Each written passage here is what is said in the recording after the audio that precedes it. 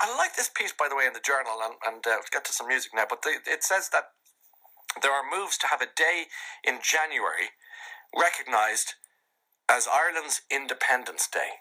I like this. I think this is a great idea. In fact, my own teenager said it about 2 years ago. I'll never forget, from the back of the car. She said, you know that Arthur's Day? And I said, yeah. She said, you know, we really should have an Independence Day rather than that Arthur's Day. And I said, well, what a good point. You should make that point. But it's been made now, 2 years later.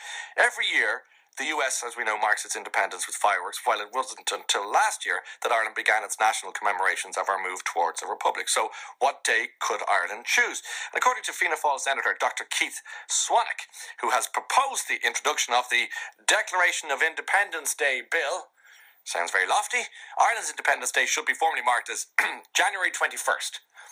There you are. This was the date of the very first meeting of the first Dáil and the Declaration of Independence. On the same day, the Dáil also approved a democratic programme based on the 1916 proclamation of the Irish Republic and read and adopted a message to the free nations of the world in Irish and in English and in French, if you don't mind.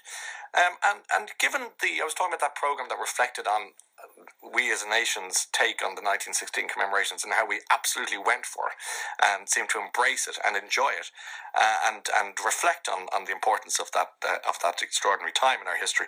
I think there'd be an appetite for an Independence Day in this country. Absolutely. I would give this 100% backing anyway.